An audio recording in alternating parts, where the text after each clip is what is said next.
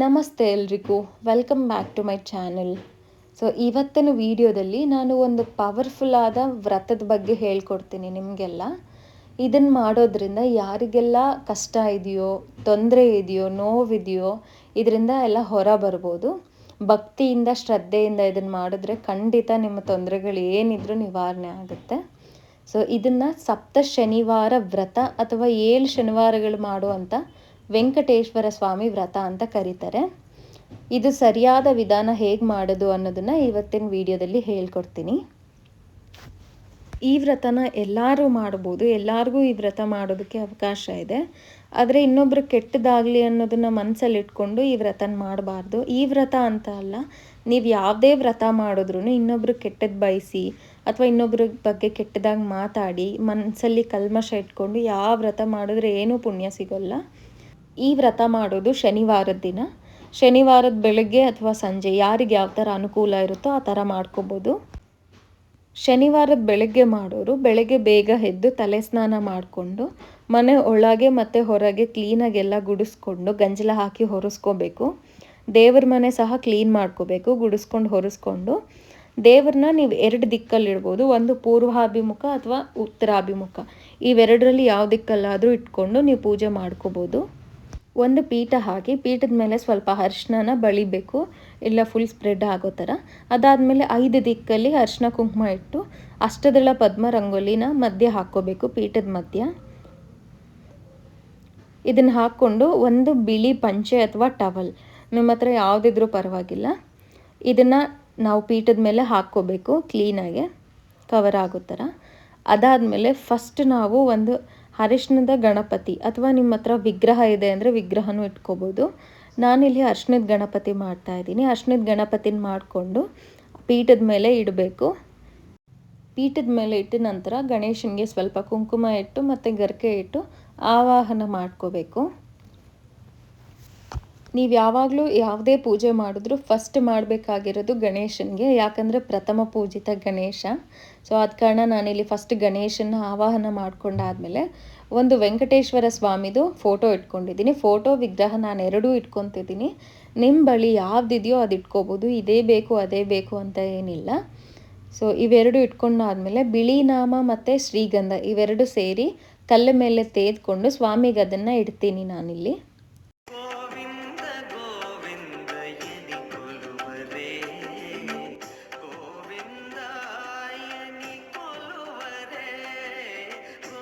ಸ್ವಾಮಿಗೆ ಕುಂಕುಮ ಎಲ್ಲ ಇಟ್ಟಾದಮೇಲೆ ದೀಪಗಳನ್ನ ಇಟ್ಕೋಬೇಕು. ನಾನಿಲ್ಲಿ 4 ದೀಪಗಳನ್ನ ತಗೊಂಡಿದ್ದೀನಿ. ನಿಮ್ಮ ಹತ್ರ 2 ಇದ್ದರೆ 2 ತಗೊಳ್ಳಿ, 4 ಇದ್ದರೆ 4 ತಗೊಳ್ಳಿ, ಯಾವುದಾದ್ರೂ ನೀವು ದೀಪಗಳನ್ನ ಬಳಸ್ಕೋಬೋದು.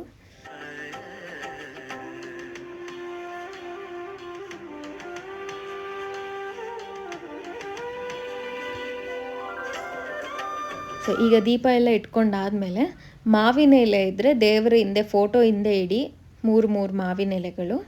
ಬಾಳೆ ಎಲೆ ಇದ್ದರೆ ಬಾಳೆ ಎಲೆನ ಕೂಡ ನೀವು ಕೆಳಗೆ ಹಾಕಿ ಪೀಠದ ಮೇಲೆ ನೀವು ದೇವ್ರನ್ನ ಇಟ್ಕೋಬೋದು.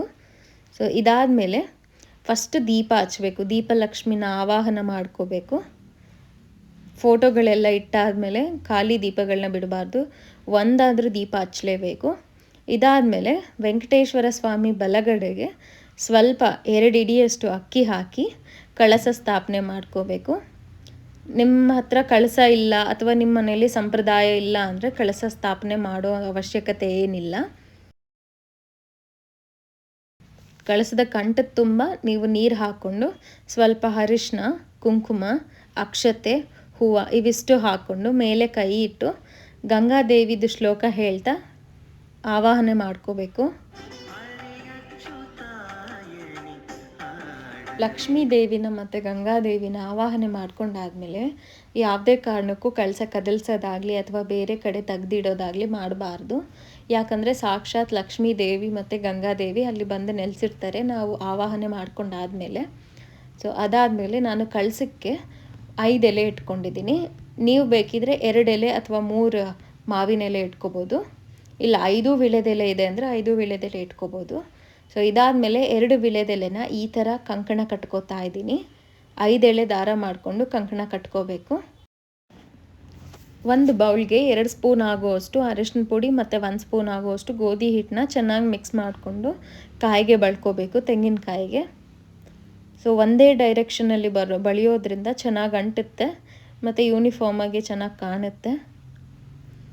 ಸೊ ಈ ಥರ ಎಲ್ಲ ಬಳ್ಕೊಂಡಾದಮೇಲೆ ನಾನಿಲ್ಲಿ ಒಂದು ಪೇಪರಿಂದ ಕುಂಕುಮ ಹಚ್ಚೋಕ್ಕೆ ಡಿಸೈನ್ ಕಟ್ ಮಾಡ್ಕೊಂಡಿದ್ದೆ, ಅದನ್ನು ಕೂಡ ಹಚ್ಚಿ ಈ ಥರ ಕಾಣುತ್ತೆ ನೋಡಿ. ಇದನ್ನು ಇಟ್ಕೋತಾ ಇದ್ದೀನಿ ಕಳಿಸಿದ ಮೇಲೆ. ಕಾಯಿ ಸ್ಥಾಪನೆ ಮಾಡಾದಮೇಲೆ ಈಗ ವೆಂಕಟೇಶ್ವರ ಸ್ವಾಮಿಗೆ ಮತ್ತು ಲಕ್ಷ್ಮೀ ದೇವಿಗೆ ಎಲ್ಲ ಹೂವು ಸಮರ್ಪಣೆ ಮಾಡಬೇಕು. ವೆಂಕಟೇಶ್ವರ ಸ್ವಾಮಿಗೆ ಮಹಾಪ್ರಿಯವಾದದ್ದು ತುಳಸಿ ಮಾಲೆ. ಇದನ್ನು ಚಿಕ್ಕದಾಗಾದರೂ ಕಟ್ಟಿ ವೆಂಕಟೇಶ್ವರ ಸ್ವಾಮಿಗೆ ಇವತ್ತಿನ ದಿನ ವ್ರತ ಮಾಡೋರು ಹಾಕಿದ್ರೆ ತುಂಬ ಒಳ್ಳೆಯದು. ಮತ್ತು ಸ್ವಾಮಿಗೆ ಅತಿ ಪ್ರಿಯವಾದದ್ದು ತಂಬಿಟ್ಟಿನ ದೀಪ. ಸೊ ಇದನ್ನು ಮಾಡೋದಕ್ಕೆ 1.5 ಕಪ್ ಆಗುವಷ್ಟು ಅಕ್ಕಿ ಹಸಿಟ್ಟು ತೊಗೊಂಡಿದ್ದೀನಿ. ಅದಕ್ಕೆ 1/4 ಕಪ್ ಆಗುವಷ್ಟು ಬೆಲ್ಲ ಕುಟ್ಟಿರೋ ಅಂಥದ್ದು ಮತ್ತು 1 ಬಾಳೆಹಣ್ಣು, ಸ್ವಲ್ಪ ಅರಿಶಿನ, ಇವಿಷ್ಟು ಹಾಕ್ಕೊಂಡು ಚೆನ್ನಾಗಿ ಮಿಕ್ಸ್ ಮಾಡಿಕೊಂಡು ಕಲಸಿಟ್ಕೋಬೇಕು, ಚಪಾತಿ ಹಿಟ್ಟಿನ ಥರ. ಕಲಿಸುವಾಗ ನೀವು ಹಸಿ ಹಾಲನ್ನ ಹಾಕ್ಕೊಂಡು ಕಲಿಸ್ರಿ. ಸೊ ಈ ಥರ ಕನ್ಸಿಸ್ಟೆನ್ಸಿ ನೋಡಿಕೊಂಡು ಕಲಿಸ್ಕೋಬೇಕು, ಜಾಸ್ತಿ ತೆಳ್ಳಗೆ ಮಾಡ್ಕೋಬಾರ್ದು, ದೀಪ ಅದು ಗಟ್ಟಿಯಾಗಿರೋಲ್ಲ. ಅದಾದಮೇಲೆ ಒಂದು ವೀಳ್ಯದೆಲೆ ಮೇಲೆ ನಾಮ ಬರೆದು ಗೋವಿಂದ ನಾಮ, ಅದ್ರ ಮೇಲೆ ನಾವು ದೀಪ ಇಟ್ಕೋಬೇಕು. 5 ವೀಳ್ಯದೆಲೆ ಮೇಲೆ 7 ತಂಬಿಟ್ಟಿನ ದೀಪ ಇಟ್ಕೋತಾ ಇದ್ದೀನಿ ನಾನಿಲ್ಲಿ. ಇದಾದಮೇಲೆ ದೇವಿನ ಆವಾಹನೆ ಮಾಡ್ಕೊಂಡಾದಮೇಲೆ ತಾಯಿಗೆ ತಾಂಬೂಲ ಕೊಡಬೇಕು. ತಾಂಬೂಲ ಕೊಡೋದ್ರಲ್ಲಿ 2 ಎಲೆ, 2 ಅಡಿಕೆ, ನಿಮ್ಮ ಕೈಲಾದಷ್ಟು ದಕ್ಷಿಣೆ, 1 ಹಣ್ಣು ಮತ್ತು 1 ಬ್ಲೌಸ್ ಪೀಸು, ಇವಿಷ್ಟು ಇಡಬೇಕು ಕಳಸದ ಮುಂದೆ. ಇವೆಲ್ಲ ಇಟ್ಟಾದಮೇಲೆ ತಂಬಿಟ್ಟಿನ ದೀಪ ಮಾಡ್ಕೋಬೇಕು. ನಾನಿಲ್ಲಿ ತೋರಿಸ್ತಿರೋ ಥರ ಮಾಡ್ಕೋಬೋದು ನೀವು ದೀಪನ. ಸೊ ಈ ಥರ 7 ದೀಪ ಮಾಡ್ಕೊಂಡಿದ್ದೀನಿ ನಾನಿಲ್ಲಿ. ಇದಕ್ಕೂ ಕೂಡ ನಾಮ ಬಳಿತಾ ಇದ್ದೀನಿ ನಾನಿಲ್ಲಿ.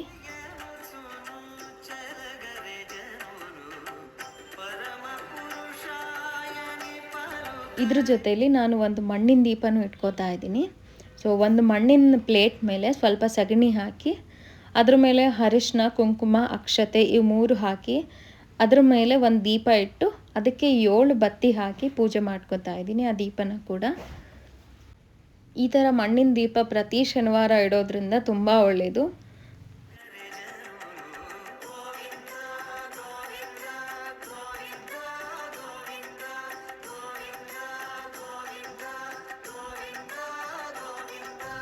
ಸೊ ಒಂದು ತಂಬಿಟ್ಟಿಗೆ ನೀವು 7 ಬತ್ತಿ ಹಾಕ್ಕೊಂಡು ದೀಪ ಹಚ್ಚಬೇಕು. ಇನ್ನು ಉಳಿದ 6 ತಂಬಿಟ್ಟಿಗೂ ಕೂಡ 2 ಹಾಕೋಬೋದು.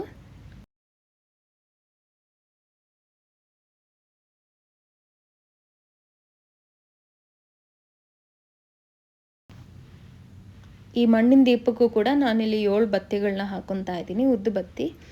ಈ ಮಣ್ಣಿನ ದೀಪಕ್ಕೆ ಸ್ವಲ್ಪ ಜಾಸ್ತಿ ಎಣ್ಣೆ ಹಾಕಿ ಹಚ್ಚಿರಿ. ಸಾಯಂಕಾಲದವರೆಗೂ ಇದು ಚೆನ್ನಾಗಿ ಉರಿದ್ರೆ ಒಳ್ಳೆಯದು. ಸೊ ನೀವು ಯಾವುದೇ ಕಾರಣಕ್ಕೂ ಡೈರೆಕ್ಟ್ ಬೆಂಕಿ ಕಡ್ಡಿಯಿಂದ ದೀಪಗಳನ್ನ ಹಚ್ಚಬೇಡಿ, ಅಥವಾ ಪಂಚಾರ್ತಿಯಿಂದ ಹಚ್ಚಬೇಕು, ಇಲ್ಲ ಊದ್ಬತ್ತಿಯಿಂದ ಹಚ್ಚಬೇಕು.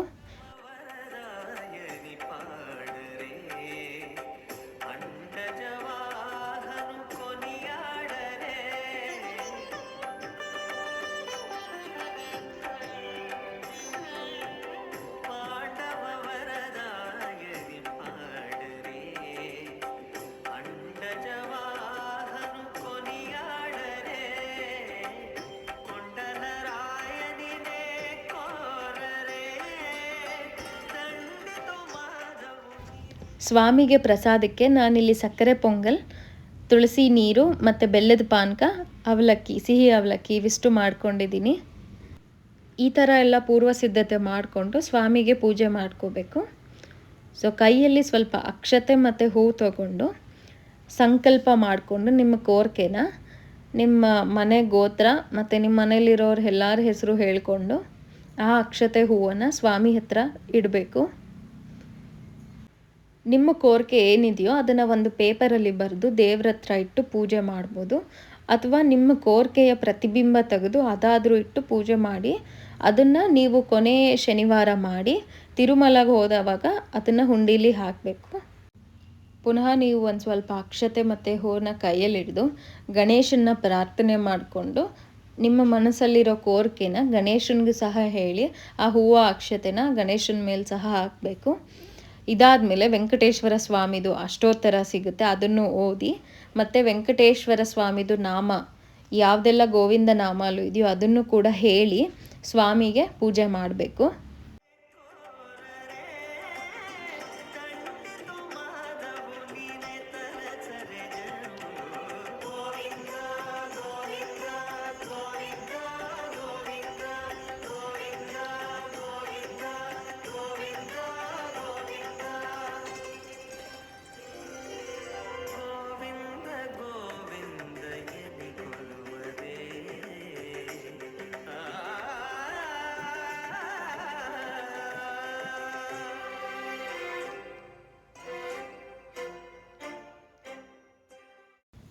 ವೆಂಕಟೇಶ್ವರ ಸ್ವಾಮಿದು ಅಷ್ಟೋತ್ತರ ಎಲ್ಲ ಹೇಳಾದ್ಮೇಲೆ ಲಕ್ಷ್ಮೀ ದೇವಿನ ಪ್ರಾರ್ಥನೆ ಮಾಡಿಕೊಂಡು ಹೂವು ಅಕ್ಷತೆನ ದೇವಿಗೆ ಸಮರ್ಪಣೆ ಮಾಡಬೇಕು. ಇದಾದಮೇಲೆ ಒಂದು ತೆಂಗಿನಕಾಯಿಗೆ ಅರಿಶಿನ ಕುಂಕುಮ ಇಟ್ಟು ಅದನ್ನು ಕಾಯಿ ಒಡೆದಿದ್ದ ನೀರನ್ನ ದೇವರ ಮೇಲೆ ಸಲ್ಲಿಸ್ಬೇಕು. ಇದಾದಮೇಲೆ ಮಂಗಳಾರತಿ ಮಾಡಬೇಕು. ಕೊನೆಯದಾಗಿ ದೇವರಿಗೆ ತುಪ್ಪದ ದೀಪ ಹಚ್ಚಿ ನಾನಿಲ್ಲಿ ಮಂಗಳಾರತಿ ಮಾಡ್ತಾ ಇದ್ದೀನಿ ಸ್ವಾಮಿಗೆ ಮತ್ತು ದೇವಿಗೆ.